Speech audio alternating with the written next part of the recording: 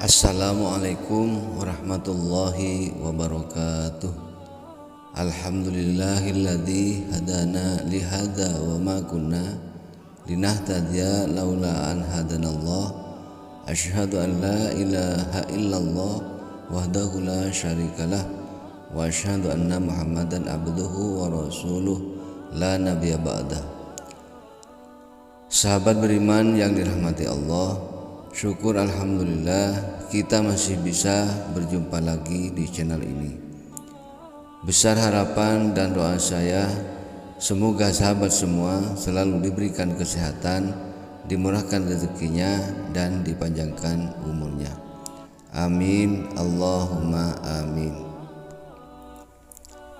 Setiap makhluk yang bernyawa pasti akan merasakan kematian. Begitulah ketentuan Allah Subhanahu wa taala dalam surat Ali Imran ayat 185. Dalam ayat lain Allah juga berfirman, "Di mana saja kamu berada, kematian akan mendapatkan kamu, kendatipun kamu di dalam benteng yang tinggi lagi kokoh." Quran surat An-Nisa ayat 78. Maka bagi kaum yang beriman, kita wajib percaya bahwa kematian bukanlah akhir dari segalanya, tetapi justru awal mula kehidupan yang baru menuju akhirat. Kehidupan di dunia adalah masa di mana kita mempersiapkan diri, mengumpulkan bekal untuk melanjutkan perjalanan yang masih panjang. Berikut ini adalah tahap-tahap yang akan kita lalui setelah kematian menuju hidup yang abadi di akhirat nanti. 1. Alam kubur atau alam barzah. Setelah manusia meninggal dunia, ia akan berpindah ke alam barzah, tempat di mana setiap manusia akan berjumpa dengan malaikat Munkar dan Nakir. Dua malaikat tersebut akan menanyakan kepada manusia tentang siapa Tuhannya, apa agamanya, apa kitabnya, dan siapa nabinya. 2. Hari kebangkitan. Hari kebangkitan ditandai dengan tiupan sangkakala oleh malaikat Israfil. Tiupan pertamanya sebagai titik mula terjadinya hari akhir atau kiamat yang membinasakan semua makhluk di dunia. Kemudian pada tiupan kedua, semua manusia tanpa terkecuali akan bangkit dari kebinasaannya, dan inilah yang dinamakan hari kebangkitan. 3. Padang mahsyar. Konon padang mahsyar adalah tempat datar yang sangat luas di mana matahari hanya berjarak 1 jengkal dari kepala manusia. Di padang mahsyar, setiap insan akan mulai diadili tergantung amal perbuatannya dan diiringi oleh 2 malaikat. Satu sebagai pengiringnya dan yang satu lagi sebagai saksi atas semua perbuatannya di dunia. 4. Yaumul Mizan atau hari penimbangan amal baik dan amal buruk. Setelah di padang mahsyar tadi, amal manusia mulai ditimbang mana yang baik dan mana yang buruk. Jika manusia lebih berat timbangannya amal kebaikannya, maka dia akan mendapat keselamatan, begitu pula sebaliknya. 5. Yaumul Hisab atau perhitungan amal. Amal perbuatan yang kita lakukan selama di dunia kemudian akan dihitung pada saat Yaumul Hisab. Allah berfirman, "Sesungguhnya kepada Kamilah kembali mereka, kemudian sesungguhnya kewajiban Kamilah menghisab mereka."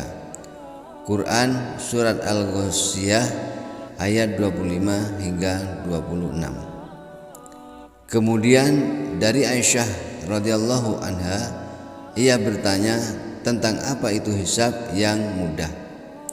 Rasulullah sallallahu alaihi wasallam lantas menjawab, Allah memperlihatkan kitab hambanya kemudian Allah memaafkannya begitu saja. Barang siapa yang dipersulit hisabnya, niscaya ia akan binasa. Hadis riwayat Ahmad. 6. Jembatan Shiratal Mustaqim.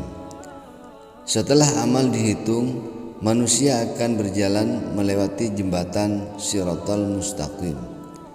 Cara dan keadaan menyeberang setiap manusia di jembatan ini pun berbeda-beda. Bagi yang timbangan amal kebaikannya lebih banyak, ia akan mudah menyeberanginya. Sebaliknya, bagi yang amal buruknya lebih banyak, maka jembatan ini akan berubah bak sekecil rambut yang dibagi 7 sehingga akan menyulitkannya. 7. Surga. Surga adalah sebaik-baiknya tempat kembali. Di dalamnya tidak ada kesedihan dan kesengsaraan, melainkan hanya kebaikan dan kebahagiaan. Surga diciptakan oleh Allah sebagai balasan bagi orang-orang yang beramal saleh dan telah berhasil melalui perjalanan panjang tadi. 8. Neraka. Tempat terakhir ini, neraka, adalah tempat penuh penderitaan sebagai balasan bagi orang-orang yang selalu berbuat keburukan. Allah berfirman, tiap-tiap pintu telah ditetapkan untuk golongan yang tertentu bagi mereka. Quran Surat Al-Hijr ayat 44. Demikianlah tahap-tahap yang harus dilalui setiap manusia. Semoga kita mendapat pertolongan dari Allah Subhanahu wa ta'ala. Amin. Allahumma amin. Demikian yang dapat saya sampaikan pada kesempatan kali ini. Lebih dan kurangnya mohon maaf yang sebesar-besarnya. Yang benar datangnya atas bimbingan Allah Subhanahu wa ta'ala yang maha benar, dan yang salah, khilaf ataupun keliru, itu dari saya pribadi sebagai manusia biasa yang tidak pernah terlepas dari salah, khilaf dan dosa. Akhirul kalam. Wassalamualaikum warahmatullahi wabarakatuh.